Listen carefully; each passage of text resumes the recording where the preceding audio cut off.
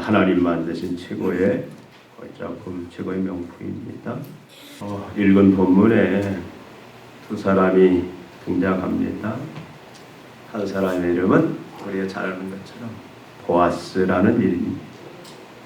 보아스라는 의미가 뭐죠? 그에게 능력이 있다. 그 안에 힘이 있다.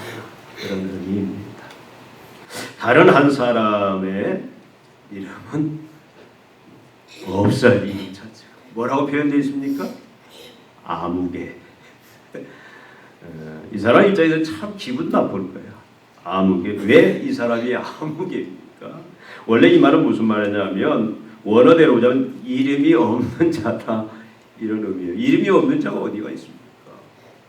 여러분 이 사람도 우리가 사회적으로 굉장히 유명한 사람이에요.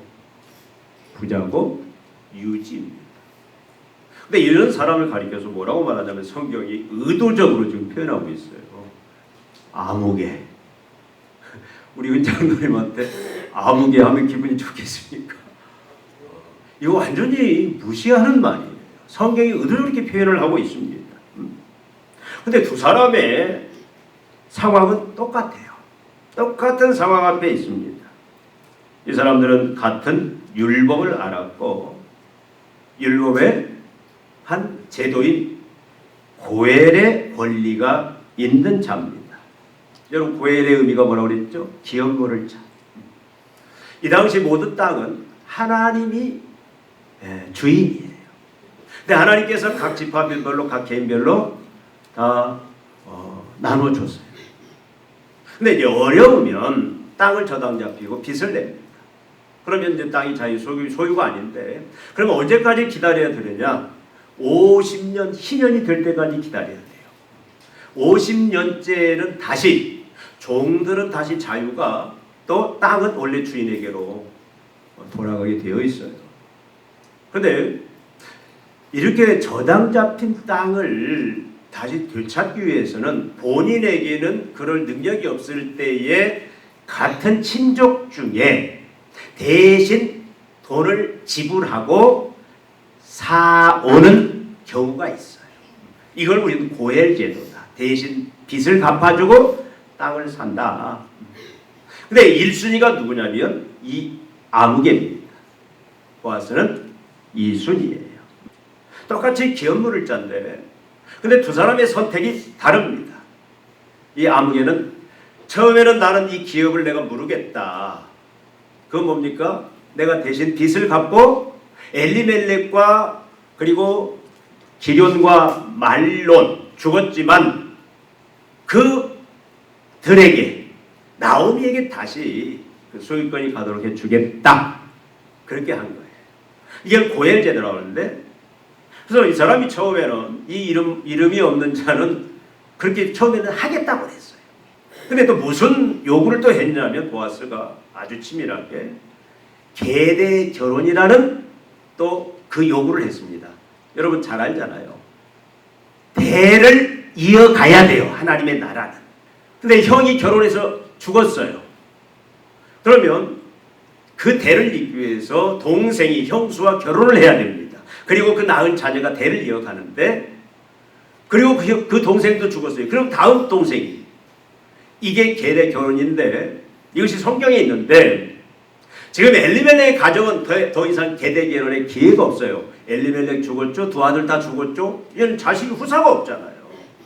그리고 이 계대 결혼은 친족에게만 자기 형제에게만 해당되기 때문에 이름 없는 자가 그냥 나는 기업만 내가 사서 내 것으로 하겠다라고 하면 끝나는데 그리고 이건 아무 의무가 없어요. 근데 이것 때문에 이름 없는 자는 나 그러면 기업 무르는 것까지 다 나 이제 권리를 포기하겠다. 그래서 장로들 그 10명의 장로들과 그 사람들 앞에서 그 신을 던져서 양도권 포기를 합니다.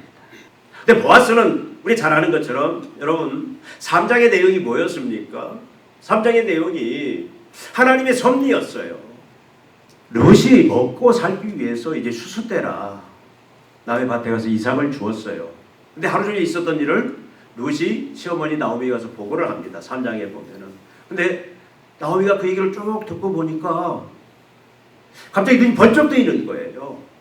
룻이 우연히 이삭을 주우러 밭에 갔는데 그 주인이 선대를 하고 그 주인이 같이 양식도 먹게 하고 물도 먹게 하고 호의를 베푼다. 그건 이방 여인에게 있을 수 없는 일인데, 근데 그 이름이 보아스였다라는 이야기를 듣고 나오미가 눈이 번쩍 뜨는, 자기는 보기엔 하나님이 손길이 끊어졌는 줄 알았는데 하나님께서 계속 자기의 가문에 자기의 인생에 개입하셔서 역사에 오셨구나, 지금도 역사하시는구나라는 사실을 깨닫고, 그럼 하나님의 섭리가 뭐냐? 하나님께서 이 룻을 통해서, 보아스를 통해서 이 가문을 다시 일으키려는 그 계획을 깨닫고 세밀하게, 아주 치밀하게 계획을 세워서 룻을 보냅니다. 그래서 추수가 다 끝난, 이제 잔치가 끝나면 분명히 보아스가 그 타작마당 한 곳에 이제 누울 텐데, 너는 정결하게 몸을 닦고 또 꾸미고, 그리고 밤중에 이제 가서 이불을 쳐들고 그 속에 발을 내밀어라. 그건 뭐냐면 그게 바로 청혼이에요. 청혼. 아주 시어머니가 자기 며느리를 이제 그러므로 말하면 며느리의 인생을 다시 열어주고 자기 가문을 다시 살리는 하나님의 계획 속에서 치밀하게 계획을 세우고 그걸 진행을 했어요. 그래서 실제 룻이 그대로 또 순종을 했습니다. 근데 결과가 어땠습니까? 우리가 잘 아는 것처럼 보아스가 깜짝 놀라고, 그 다음에 뭐라고 말하냐면은 보아스가 그 청혼을 받아들여요. 내가 너를 내 아내로 받아들이고, 그리고 그 후손을 통해서 엘리멜렉과 말론의 그 가문을 내가 이어주는 그 두 가지, 기업 물으는 것과 계대결혼, 이 긍휼을 내가 베풀겠다라고 보아스가 약속을 합니다. 근데 보아스에게 장애물이 하나 있었어요. 그것도 순서가 있는데 자기는 두 번째입니다. 그래서 오늘 말씀에 그 첫 번째가 그것을 포기하면 내가 그 역할을 하겠다, 그렇게 약속을 하고, 이 4장은 바로 그 약속을 이 보아스가 아주 치밀하게 계획을 세워서 아주 열정적으로 그 일을 진행해 나가는 그런 내용이 오늘 본문 말씀입니다. 여러분, 보아스는 어떤 선택을 했죠? 여러분, 법적으로 보아스는 전혀 여기에 개입 안 해도 돼요. 나오미가 룻이 어떻게 살든 자기는 자기 편안한 길 가면 됩니다. 여러분, 아무개도 선택을 하잖아요. 아무개도 처음에 기업물을 자로 내가 그 땅을 대신 돈을 지불하고 내가 사겠다 한 것은 수판을 튕겨본 거예요. 계산을 해본 겁니다. 그것이 자기의 이득이기 때문에 하겠다고 했어요. 그게 왜 이득입니까? 여러분, 지금 나오미, 엘리멜렉 그 가정에는 자녀가 없잖아요. 근데 땅만 사면 그 땅은 당연히 자기 자녀들에게 물려주기 때문에, 그런데 그래서 계산을 해보니까 이건 이득이라고 했는데 보아스가 다음 제안을 한 게 뭐냐면 룻하고도 결혼을 해야 된다. 그러면 여러분, 법적으로는 뭐냐면 룻하고 결혼하면 그 룻이 비록 그와 룻을 통해서 난 자녀지만 그 아들은 누구 것이 되냐면 엘리멜렉의 자녀가 되고 말론의 자녀가 되고 그리고 나오미의 자녀가 되고, 그러면 여러분 그 땅은 결국 자기한테 아니라 그 땅을 다시 자기 것이 아닐 거라는 그런 생각 속에서 이것을 취소해버리는, 그걸 양도를 포기해버리는 그런 선택을 합니다. 보아스는 이걸 다 알아요. 보아스는 처음부터 이 긍휼을 베풀려는 그 마음을 가지고 처음부터 초지일관 이 열정적으로 계획을 세우고 진행해 왔습니다. 여러분, 똑같은 조건이에요. 똑같은 상황입니다. 근데 분명히 선택은 달랐다 그 말입니다. 여러분, 같은 상황인데 그런데 선택 때문에 그 선택 안에가 두 사람의 운명을 갈라버렸다 그 말씀이에요. 여러분, 보아스라는 이름 자체는 그 안에 능력이 있다. 여러분, 나중에 성전을 지을 때 성전에 두 큰 기둥이 있습니다. 하나는 야긴이고 하나는 보아스예요. 그 보아스의 의미가 뭡니까? 하나님이 세워서, 야긴은 세웠다, 하나님이 세웠다. 보아스는 그 안에 능력이 있다. 여러분, 다 의미가 있는데 보아스는 얼마나 큰 영광을 누리는 자리까지 나아가는지 한 선택이 그렇게 만들었다 그 말씀입니다. 여러분, 오늘 이 질문이 우리 앞에도, 저와 여러분 앞에도 놓여있다 그 말이에요. 매일매일 살아가는데 우리는 이 선택 앞에서 살아가야 된다 그 말씀입니다. 주일 예배 드릴 때만이 아니라 여러분 내일 아침 눈 뜨고 가정에 있던 직장에 가든 여러분이 사업을 하든 어떤 사람을 만나든 여러분 자녀를 교육하는 모든 그 일들 속에도 여러분은 이 질문 앞에 매일매일 서야 된다는 사실, 여러분들이 그걸 인식하지 못할 뿐이지 매일매일 우리는 이 질문 앞에 서게 되고, 나는 과연 보아스로 살 것인가 아무개로 살 것인가, 이 선택을 우리는 매일매일 하면서 살아야 된다 그 말이에요. 근데 이 선택이 굉장히 중요하다는 사실, 우리 마지막을 결정할 수도 있는 중요한 선택이다 그 말씀입니다. 여러분 이 세상에는 크게 나누어 보면 두 종류의 삶이 있어요. 보아스의 삶과 이루어는 아무개의 삶. 여러분들 이 둘 중에 어디에 포함되어 있습니까? 어디에 포함되기를 원합니까?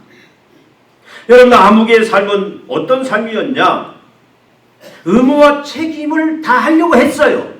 그러니까 이 사람도 나쁜 사람은 아닙니다. 법적으로 죄인은 아니에요. 상식적인 사람입니다. 그래서 처음에 자기의 책임, 고행, 기업물을 그 책임을 다 하려고 했어요. 그래서 엘리멜렉과 말론의 그 가문, 다 이미 망해버린 가문의 빚을 대신 갚아주고 땅을 다른 지파로 넘어가면 안 되니까 그 땅을 사서 하나님의 질서 안에, 하나님의 법 안에 그렇게 순종하려고 처음에는 결심을 했었습니다. 내가 기업을 물으겠다. 물론 이것이 자기의 이기주의적인, 이렇게 하면 나한테 이득이 있겠다, 내 앞날에 내 재산 증식에 도움이 되겠다라는 그 생각이 개입을 했지만 그래도 책임과 의무는 다 하려고 했다 그 말씀입니다. 근데 이제 새로운 조건이 그에게 주어졌어요. 룻도 네가 이제는 아내로 안고 이 엘리멜렉과 나오미의 이 가정 대를 이어줘야 된다. 우리 옛날에 우리나라도 그런 게 있었잖아요. 큰 집에 대를 이을 자가 없으면 작은 집에서 아들을 양자로 보내서 대를 잇게 하는. 그러니까 성경도 이 대를 잇는다는 것이 굉장히 중요한 원리였습니다. 사실은 법적으로 말하면 이름 없는 자는 룻하고 결혼할 필요가 없어요. 법은 그렇게 돼 있어요. 형제 아니면 해당이 안 됩니다. 근데 보아스가 아주 머리를 아주 교묘하게 쓴 그 계략 중에 하나인데, 그러니까 이름 없는 자는 그냥 나는 땅만 내가 책임지겠다라고 해도 누가 뭐라고 할 사람이 없습니다. 근데 문제는 지금 그 성문이라는 건 어떤 거냐면, 성문은 모든 사람들이 출입하는 곳이지만 무슨 의미가 있냐면 거기는 행정과 재판이 이루어지는 곳이에요. 중요한 장소입니다. 그러니까 지금 거기에 장로들 10명이 지금 증인으로, 많은 백성들이 증인으로 서 있는 거예요.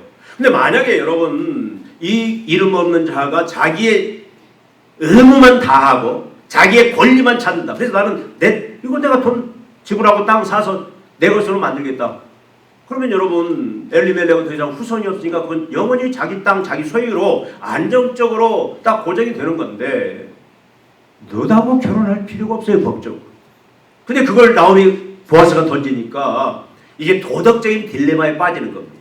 뭐가 되는 거예요? 백성들 앞에서, 증인 앞에서 참 저런 인정머리도 없는 놈, 참 저런 참 삭막한 놈, 저렇게 가정이 어려운데 그 가정까지 금일로 책임져 줘야 되지 지 입속만 책임느냐. 그래도 그런 음성을 듣는 데에 대한 부담스러운 그런 양심의 기능은 있었어요. 그래서 나 이 권리 포기하겠다 그렇게 했습니다. 여러분 이것도 사실 어떻게 보면 대단한 거예요. 여러분 우리가 솔직히 한번 얘기해 보십시다. 우리는 하나님 앞에서 우리의 의무와 책임조차 못하는 그런 삶을 살 때가 너무도 많습니다. 여러분 성도가 아니더라도 이 세상 속에서 자기가 맡은 책임, 자기가 맡은 의무를 철저하게 다 하면서 사는 사람을 한번 여러분 찾아보십시오. 물론 있지만 완벽하게 하는 사람을 찾아보기는 힘이 듭니다. 법을 지켜야 되는데 법도 안 지키고, 약속한 것도 약속도 지키지 않고 자기 목조차도 감당하지 못하는 사람들, 오히려 자기 집을 남에게 지어버리는, 남을 힘들게 하는 그런 그 사람들이 사는 세상의 구조가 아니냐 이 말이에요. 여러분들은 지금 어떻게 살고 있습니까? 세상 구조는 그래요. 아무개처럼 자기의 의무와 책임을 다하지 못하고, 우리가 여러분 많이 경험하지 않습니까? 어렸을 때 핏덩어리 싫다고 그냥 핏덩어리 던져두고 나간 어머니가 아무 연락 없이 살다가 마지막에 이제 성인이 되어서 그 자녀가 보험금이 나오니까 그 챙기려고 와서 그때 어머니라고 주장하는 그 일들 여러분 많이 들었잖아요. 그것이 지금 하나의 법으로 지금 통과되냐 안 되냐.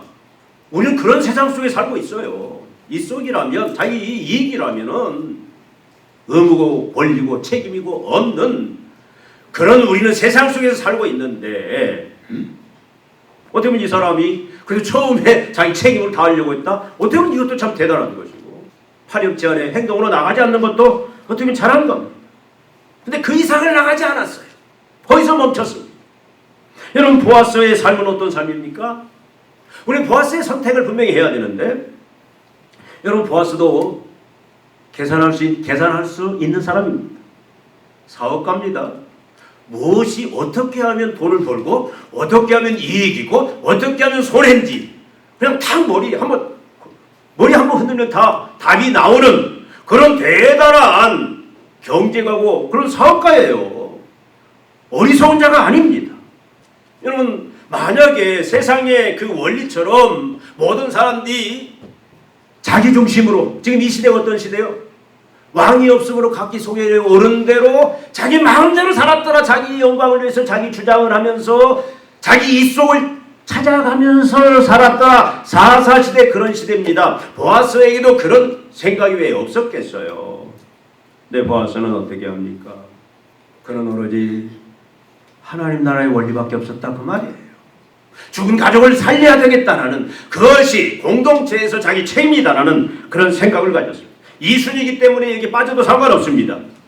그러나 보아스는 달랐어요. 여러분 10절을 보시죠. 10절에 보니까 모압 여인 룻을 내 아내로 맞이하여 죽은 자의 이름을 그의 기억 위에 세워 죽은 자의 이름이 끊어지지 않게 하리라. 여러분, 보아스가 왜 이 결정을, 이 선택을 하셨느냐 그 말이에요. 손해 보는 줄 압니다. 사람들이 손가락질을 할 줄 압니다. 그것도 이방 여인을 아내로 취했다? 아무 책임도 없는데 나오미가 어떻게 살든 그 가정이 어떻게 살든 그 가정의 대가 끊어지든 그건 자기와 관계없는 거예요. 그냥 기업만 돈 주고 사서 자기 소유권 재산 증식하면 되는데 룻까지도 자기 아내로 취해서 오늘 말씀에 있는 것처럼 모압 여인 룻을 내 아내로 맞이하여 죽은 자의 이름을, 아비멜렉과 말론의 이름을 그의 기업 위에 세워 죽은 자의 이름이 끊어지지 않게 하리라. 하나님의 영광을 그 가문 위에 지속되게 하리라. 철저히 손해인지 알고 피곤하고 힘든 삶인지 알지만 남들이 알아주지 않는다고 할지라도 때로는 이것이 적반하장으로 자기한테 물에 빠진 사람 건져줬더니 보따리 내놓으라고 그렇게 덤태기를 쓸 수 있는 그런 가능성이 있는 상황임에도 불구하고 여러분 어떻게 합니까? 그럼에도 보아스는 헤세드, 하나님의 긍휼의 선택을 했다. 오늘 본문이 우리들에게 이걸 말하기를 지금 원하고 있습니다. 여러분, 어떤 노인이 엘리베이터가 정전이 돼서 20층인데 그 생수통을 들고 올라갑니다. 여러 사람이 스쳐 지나가는데 그냥 인사만 하고 지나가요. 근데 어떤 젊은이가 할아버지 이리 주세요. 자기가 들고 올라갑니다. 자, 이 선택은 특별한 선택입니까? 당연한 선택입니까? 어떻게 보면 당연한 선택이에요. 도리상. 근데 이 시대는 그걸 대단하다. 여러분, 시대가 이상하게 바뀌어 버렸어요. 길에 쓰러져 있는 사람, 뭔가 문제 쓰러져 있는 사람, 그 사람 심폐소생술하고 살리는데 자기 시간이고 자기 어떤 여러 가지 손에 장애가 있지만 살리는데 목적을 두고 거기 매달려서 살려내는 사람이 있어요. 근데 다 지나치는 사람이 많습니다. 어떤 사람은 괜히 덤볐다가 나중에 죽으면 그 덤태기 누가 쓰느냐, 여러 가지 많은 법적인 것들을 들고서 나오는데, 여러분 시대가 그런데 보아스의 선택은 세상에 풍주하는 세상 사람들과 다른, 이름 없는 사람들과는 다른 그러한 선택이고 행동이었다라고 오늘 본문은 우리들에게 말씀을 하고 있습니다. 여러분, 하나님이 우리에게 요구하시는 삶은 어떤 삶입니까? 하나님께서 하나님의 자녀들에게, 하나님의 백성들에게, 저와 여러분들에게 지금도 매일매일 우리에게 선택하시는, 하나님이 우리에게 요구하시는 삶은 어떤 삶이냐? 보아스와 같은 삶을 살아야 된다. 그걸 우리들에게 말씀하고 있습니다. 하나님은 성도들에게 암묵의 삶이 아니라, 이름 없는 자의 삶이 아니라 보아스의 삶을 요구하고 있습니다. 왜 그렇습니까?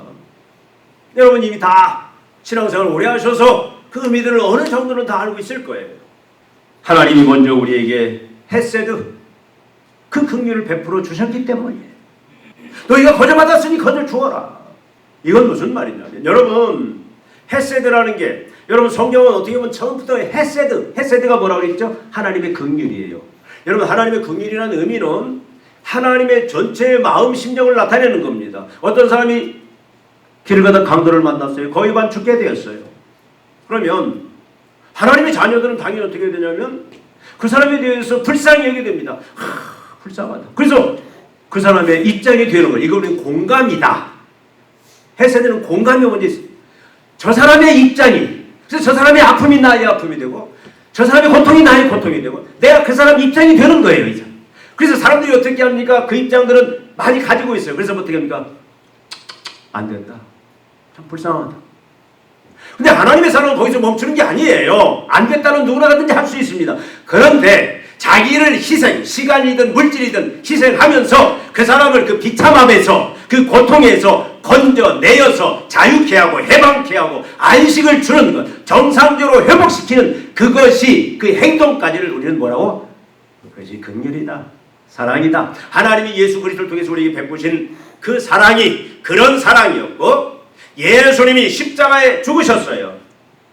왜 죽으셨습니까? 요한복음 3장 16절에 보니까 하나님이 세상을 이처럼 사랑하사 독생자를 주셨으니, 저와 여러분들은 하나님이 사랑했어요. 사랑할 가치가 있었습니까? 아닙니다. 로마서 5장 8절에 보니까 우리가 아직 죄인 되었을 때 그리스도께서 우리를 위하여 죽으심으로 하나님께서 우리에게 대한 자기 사랑을 확증하셨느니라. 하나님 우리를 사랑한 것은 우리가 의로워져서, 하나님께서 이제는 우리가 스스로 나는 이제 거룩하게 살겠다라고 우리가 결심한 그것이 아니라, 여전히 죄인이었을 때, 죄 속에 파묻혀 있을 때, 비참함 속에 파묻혀 있을 때, 그때 하나님은 어떻게 했다? 우리가 아직 죄인 됐을 때 그리스도께서 우리를 위하여 죽으심으로 하나님께서 우리에게 대한 자기의 사랑을 증거하셨다. 여러분이 죄와 사망으로 영원히 비참함 속에서 살다가 고통 살다가 마지막 영원히 지옥에 떨어질 그런 소망 없던 인생, 곤고한 인생이 있는데, 지금 여러분 하나님이 하나하나 다 예수 그리스도 십자가의 죽으심을 통해서 불러내셨다 그 말이에요. 근데 여러분이 잘나서? 아닙니다. 착각하지 마세요. 앞으로 내 가능성이 있어서? 아닙니다. 순수한 100%의 긍휼로, 그래서 은혜로, 너희가 그 은혜로 말미암아 구원을 얻었나니 이것이 너희에게서 난 것이 아니요 하나님의 선물이라. 누구든지 자랑치 못하게 하려 함이라라고 성경은 분명히 이야기합니다. 여러분, 하나님이 먼저, 아무개가 아닌 보아스가 하나님 먼저 되어주셨다라는 사실이에요. 십자가를. 하나님은 법적으로 우리를 구원하실 의무가 없었습니다.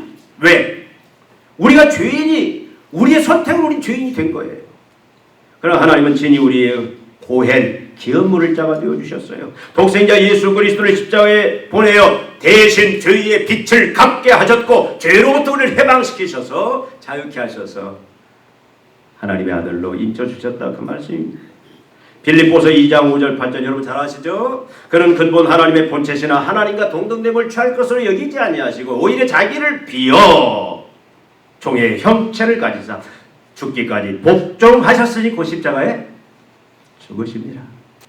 여러분, 예수님이 아무개가 아닌 보아스가 되셔서 우리를 구원하셨다 그 말씀이에요. 하나님이 보아스가 되셨기 때문에, 예수님이 보아스가 되셨기 때문에 우리가 구원을 입고 하나님의 자녀가 되었고, 이제는 오늘도 하나님의 생명, 예수의 생명으로 우리가 풍성한 삶, 무한한 삶, 신적인 삶, 그 은혜의 삶을 살다가 주님이 우리를 부르시면 다 천국에서 눈을 뜰 수 있는 그런 은혜 속에 들어갔다 그 말이에요. 만약에 하나님이 나의 보아스가 되어주지 아니했다면, 예수님이 나의 보아스가 되어주지 아니했다면 여전히 우리는 죄와 허물 가운데 여전히 사망 가운데 고통 속에 있을 수밖에 없고 마지막 지옥에 떨어질 그런 비참한 신분이었다 그 말씀입니다. 사랑은 받은 자가 그 사랑을 흘러 보내는 거예요. 그것이 헤세드입니다. 받은 것을 흘려 보내는 게 하나님의 사랑입니다. 우리가 하나님의 헤세드를, 하나님의 긍휼을, 사랑을 진짜 경험했다면 그 사랑이 내 안에 지금도 날마다 내 인격을 지배한다면, 내 생각을 지배한다면 우리는 그 헤세드 하나님의 사랑으로 보아스처럼 살아야 된다 그 말씀입니다. 여러분 그렇게 살지 않으면 어떻게 됩니까? 예수님이 엄중하게 경고합니다. 마태복음 5장 46절 47절에 너희가 너희를 사랑하는 자를 사랑하면 무슨 상이 있으려? 너희가 너희를 사랑하는 자, 네가 사랑할 수 있는 사람만 사랑하면 무슨 상이 있겠느냐? 세리도 이같이 하지 아니하느냐? 너희가 너희 형제에게만 무난하면 남보다 더하는 것이 무엇이냐? 이방인들도 이같이 하지 아니하느냐? 우리는 세리가 아닙니다. 이방인이 아닙니다. 하나님의 자녀입니다. 아무개처럼 사는 것은 세리도 할 수 있다 그 말이에요. 이방인도 할 수 있다 그 말이에요. 내 의무와 책임만 다하는 것도 그건 세리도 이방인도 합니다. 우리가 하나님이 우리에게 요구하신 그 의무 책임 때문에 우리가 무슨 일을 한다라면 그건 아무개의 영역에 해당된다 그 말이에요. 여러분 성도가 아무개처럼 살면, 여러분들이 아무개처럼 살면 세상과 아무 구분이 없어요. 빛과 소금의 역할이 사라져버립니다.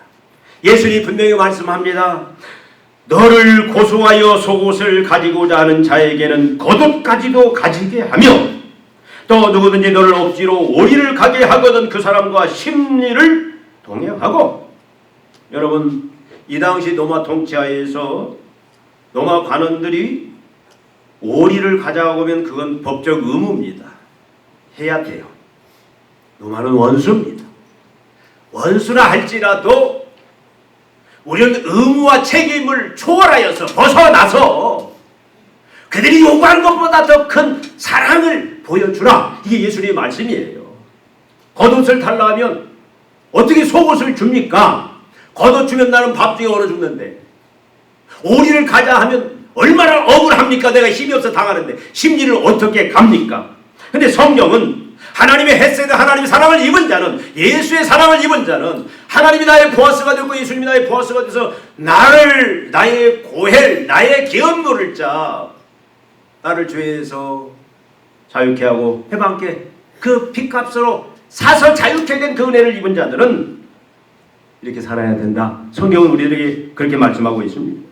우리가 아무개처럼 자기의 이익만 챙기고 자기 의무, 자기 권리만 주장하면서 그 이상을 벗어나지 않게 사는 사람은 예수님이 뭐라고 말합니까? 누구든지 이 음란하고 죄 많은 세대에서 나와 내 말을 부끄러워하면 인자도 아버지의 영광으로 거룩한 천사들과 함께 올 때 그 사람을 부끄러워하리라. 주님을 부끄러워한다고 말씀합니다. 여러분 어느 해 겨울에 한 목사님이 교회 앞에서 떨고 있는 노숙인을 만났습니다. 어떤 교인도 그 사람의 눈길 한번 두지 않으려고 인상 쭉 뿌리고 다 지나가는 목사님이 그 노숙인을 교회 안으로 데려왔어요. 한쪽 따뜻한 곳에 앉히고 그리고 밥을 먹이고 또 새 옷을 찾아서 새 옷까지 입혔습니다. 근데 여전히 교인들은 불편해해요. 냄새 난다고, 밥 못 먹겠다고. 그때 목사님이 조용히 말했습니다. 만약 예수님이 오늘 이 앞을 지나간다, 만약 예수님이 이 모습으로 우리 앞에 섰다, 그럼 어떻게 하시겠습니까? 아무도 대답하지 못했습니다. 여러분 우리가 헤세드 하나님의 사랑을 보아스처럼 우리가 살려면 불편합니다. 손해가 있을 수 있습니다. 그러나 그런 자리에서 우리는 예수님을 만난다 그 말이에요. 그 자리에 예수님이 계십니다. 여러분 하나님은 보아스에게 복을 주셨어요. 여러분 보아스가 이대로 하면 자기 기업을 잃어버릴 수가 있습니다. 자기가 대신 빚 갚아주고 그 땅을 다시 샀어요. 그러면 룻과 결혼을 하면 그 룻은 누구 자녀가 되냐면 엘리멜렉과 말론의 자녀가 돼요. 나오미 것이 되는 거예요. 자기는 돈을 낭비한 겁니다. 그리고 그 첫 아들 룻과 낳은 아들은 자기 아들이 아니에요. 엘리멜렉과 말론의 아들로 입적이 돼서 자기와는 상관없는. 그래서 여러분 성경에 우리 잘 아는 처럼 살몬은 나합에게서 보아스를 낳고 보아스는 룻에게서 오벳을 낳고 오벳은 이새를 낳으니라. 이거 예수의 족보인데 실제는 어떻게 돼야 되냐면 살몬은 나합에게서 보아스가 아니라 엘리멜렉을 낳고 엘리멜렉은 말론을 낳고 말론은 오벳을 낳고 오벳은 이새를 낳으니라. 이새는 다윗 왕을 낳으니라. 이렇게 가야 되는 거예요. 근데 하나님께서 이걸 다 아시고 어떻게 하셨냐면 하나님이 의도적으로 라합은 보아스에게서 보아스를 낳고 보아스는 룻에게서 오벳을 낳고 오벳은 이새를 낳고 이새는 다윗 왕을 낳으니라. 여러분 보아스를 그 예수가 오는 그 영광의 조폭서에 세워주고 그 영광의 자리에 하나님이 앉혀주셨다 그 말씀입니다. 놀라운 하나님의 역사다 그 말이에요. 참 이게 쉽지 않은 거예요. 보아스가 포기한 것을 하나님이 다시 되돌려 주셨습니다. 빌립보서 2장 9절부터 11절에 보니까 이름을 하나님이 그를 지극히 높여 모든 이름에 뛰어난 이름을 주사 예수님이 모든 이름에 뛰어난 예수님이 자기를 비어 종이 되어서서 보아스가 되어서 십자가에 죽으셨어요. 근데 그 예수님을 하나님 어떻게 했습니까? 모든 이름이 뛰어난 이름 하늘에 있는 것 땅에 있는 것 땅 아래 있는 모든 피조물들로 하나님 앞에 무릎 꿇게 예배하게 하셨다. 주라는 하나님의 이름을 다시 주셨다 그 말씀입니다. 여러분 헤세드를 행한 자의 이름은 하나님이 기억하십니다. 헤세드를 포기한 자의 이름은 하나님이 지워버립니다. 여러분 이 사람이 분명히 이름이 있었어요. 아무개라는 그 사람도 유명인이었어요. 대단하고 똑똑한 사람이었습니다. 세상에서 나름대로 자기 족적을 나타낸 사람입니다. 근데 성경은 뭐라고 얘기하냐면 그 자기 법적 의무감 거기에 머물러서 하나님의 그 사랑 무조건적인 사랑의 그 자리까지 나가지 못한 그분에 대해서 하나님 어떻게 했냐? 헤세드를 포기한 그에게 그 이름을 지워버렸어요. 지워버렸어. 얼마나 무섭습니까? 헤세드를 행한 자의 이름은 하나님이 기억하셔서 그를 예수 그리스도가 오는 그 조상의 그 통로의 중심인물로 하나님이 세워주셨다 그 말씀입니다. 이건 선택이 아니라고 그랬죠. 이게 어렵습니다. 저도 어려워요. 저도 이 하나님의 무조건적인 사랑을 행했다가 인간적으로 보면은 참 사람들이 아유 저 유 목사 저거 아직도 저게 세상 물정을 모르나 저거 다 뒤통수 칠 줄 알았는데 순진하게 저거 그냥 속아 넘어가. 전에도 말씀드리면 아니 소매치기 두목이 회개했다고 수요일날 찾아와서 앞에 와서 예배드리면서 끝나고 목사님 내가 손 씻었는데 내가 허리를 다쳐서 일을 할 수가 없으니까 하나님 돈 20만 원만 주세요. 그게 몇 년도냐면 1990년도였어요. 그때 20만 원이 큰 돈이었어요. 목사가 믿어야죠. 그 줬어요. 근데 성공했다고 나중에 20만 원 가지고 오지는 않았어. 여러분 목회하다면 별일 다당해요. 근데 그걸 다 가서 조사하고 또 하나님이 보낸 거 아니겠습니까? 제 지론은 그렇습니다. 아이고 저거 순진하게. 저 많이 봤어요. 여러분 저 종암동에서 목회할 텐데 그 도봉역에 가면 무슨 일이 벌어졌냐면 그 맹인처럼 지하철에서 돈 모으는 사람이 있어요. 주머니. 근데 그분들 도봉역에 가면은 옛날에 눈을 번쩍 뜨고 왕초가 수금을 해요. 너 얼마 벌어왔냐? 알아요. 지하도에서 애들 그렇게 앵벌이 하는 것도 압니다. 우리가 근데 그거 어떻게 구분하냐? 물론 지혜롭게 뱀처럼 지혜롭고 비둘기처럼 순결하라. 그건 우리가 분명히 명심해야 됩니다. 보아스가 그렇게 분명히 지혜롭게 행동을 했어요. 그러나 여러분 그 염려 때문에 우리가 정말로 예수님을 놓치면 안 된다 그 말이에요. 여러분 우리는 보아스의 주는 내 원수까지도 사랑하는 그 삶을 보여줘야 되는데 만약에 여러분이 그렇게 산다면 여러분들에게 하나님의 분명한 복이 있습니다. 어떤 복이 있느냐?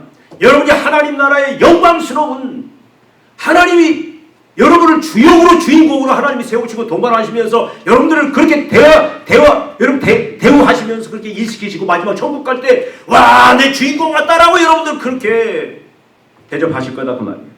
자녀는 여러분 가르쳐서 배우는 게 아니에요. 자녀는 말로 우리가 가르친다고 자녀가 변화되는 건 자녀는 보면서 배웁니다. 부모가 가난한 사람, 불쌍한 사람, 의무와 책임을 벗어나서 그걸 초월해서 하나님의 헤세드 사랑으로 자기가 손해를 보고 도저히 행할 수 없는 그런 상황 속에도 그런 사랑을 베푸는 것을, 내 이웃을 내 몸처럼 사랑하는 것을 자녀들이 어디서부터 보면서 자란 자녀는요, 안 가르쳐줘도 하나님 앞에서 헤세드 사랑을 유치원에서부터 그걸 실천하면서 살더라 그 말이에요. 하나님이 그런 자녀 보고 안 주시냐 그 말이에요. 세상이 칭찬을 합니다. 이런 사람 싫어하는 사람 한 사람도 없습니다. 우리가 그 역할을 해야 하잖아요. 여러분, 한국교회가 왜 세상은 분명히 오늘날 한국교회를 향해서 보아스의 역할, 헤세드의 역할을 기대하고 있습니다. 여러분 다 경험하셨잖아요. 저도 군대 가니까 사람들이 다 나한테 기대하는 게 있더라고요. 내가 그리스도인이라니까. 그게 뭐냐면 헤세드예요. 너는 다른 사람들과 좀 다른 뭔가를 좀 보여달라 그 말이에요. 의무와 책임에서 벗어나는 희생하는 그 사랑을 좀, 너는 네가 죽더라도 뭔가 희생하는 그 사랑을 보여달라. 여러분 그거 못 읽습니까? 다 읽잖아요. 우리는 다 읽잖아요. 어딜 가든 다 누구한테는 읽잖아요. 근데 우리는 외면하잖아요. 근데 우리 실천하면 어떻게 합니까? 마지막은 사람들이 인정하고 칭찬해 줍니다. 또 이 사람은 복음의 열매가 맺힙니다. 복음의 열매가 맺혀요. 복음의 열매는요 그냥 맺혀지는 게 아닙니다. 상대방을 감동시킵니다. 감동은 이거밖에 어디가 있겠습니까? 여러분, 이제 우리는 선택하고 결정해야 됩니다. 오늘 이 시간 여러분, 지금까지 어떻게 살아왔던 그건 중요하지 않습니다. 오늘부터가 중요합니다. 여러분, 보아스로 사시겠습니까? 아무개로 사시겠습니까? 마지막 하나님 앞에 갔더니 내 이름이 없어요. 아무개라는 이름도 없습니다. 아무개라는 이름이 저 어디 엉뚱한데 천국에 내 이름이 없어요. 유현수라는 이름이 없어요. 또 한쪽에 찾아보기 저쪽에 아무개, 유아무개. 얼마나 창피하겠습니까? 선택하십시다. 우리는 이 세대를 본받으면 안 돼요. 너희는 이 세대를 본받지 말아라.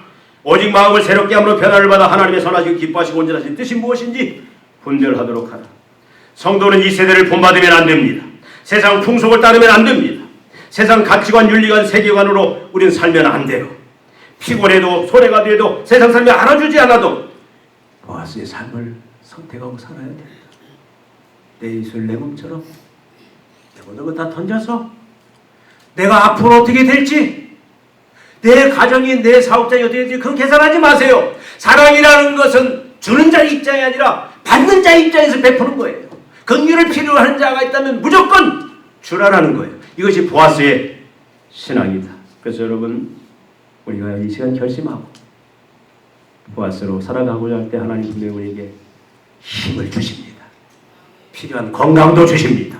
물질도 주십니다. 지혜도 주십니다. 다 주셔서 넉넉히 그것을 행하여 마지막 하나님 앞에 능력 있는 자로, 영광 있는 자로, 하나님이 자랑하는 자로 소개하시는 그 주인공들이 다 되시기를 주님의 이름으로 축원드립니다. 기도하시겠습니다. 하나님 아버지, 참으로 이 세대는 4사대 시대처럼 갑기소견에 옳은 대로 왕이 되어 자기 중심, 자기 자랑, 자기 이속, 이기주의 속에서 살아가는 세상입니다. 실제로 그렇게 살아가지 아니하면 너무도 손해를 보고 고통스러운 세상입니다.